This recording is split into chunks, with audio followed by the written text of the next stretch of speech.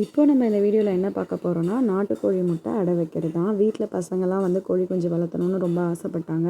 So அதனால் அம்மா ஒரு கோழி வாங்கிட்டு வந்து வளர்த்து அதிலிருந்து முட்டைகளை வச்சு நம்ம வீட்டிலே குஞ்சு உருவாக்கலாம்னு சொல்லிட்டு ட்ரை பண்ணோம். ஃபஸ்ட் டைமாக வந்து கோழி வளர்த்து நாங்கள் இதை வந்து ட்ரை பண்ணியிருக்கோம். எனக்கே இது இத்தனை வருஷத்தில் ஒரு புது எக்ஸ்பீரியன்ஸ் தான். பசங்க கையால் வச்சா ரொம்ப நல்லாயிருக்கும் அப்படின்னு சொல்லிட்டு அம்மா எல்லா பசங்க கையாலையும் கொடுத்து முட்டையை அரேஞ்ச் பண்ணிட்டாங்க.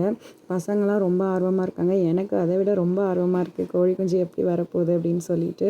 பேலன்ஸ் இருக்கிற முட்டை எல்லாத்தையும் அம்மாவும் அரேஞ்ச் பண்ணிட்டாங்க. அப்புறம் பார்த்திங்கன்னா வேப்ப இலை, கறி துண்டு, காஞ்ச மிளகாய், இரும்பு துண்டு இதெல்லாம் வச்சாங்க. எதுக்காகன்னு கேட்டோன்னா இதெல்லாம் வந்து கண் திருஷ்டி படாமல் இருக்குமா, அது இல்லாமல் வந்துட்டு ஒரு ஆன்டி பாக்டீரியலாகவும் இருக்கும் அப்படின்னு சொன்னாங்க. ஏன்னா 20 நாள் வந்து கோழி வந்து அடையிலே இருக்கும், 20லேருந்து 25 நாள், அதுக்காக அப்படின்னு சொன்னாங்க.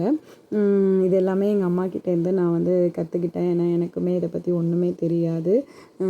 எத்தனை நாள் ஆகும், சீக்கிரம் 1 மாதம் ஆகும் குஞ்சுங்களை பார்க்கணுன்னு ரொம்ப ஆசையாக இருக்குது. அம்மா என் கையாலையும் வைக்க சொன்னாங்க.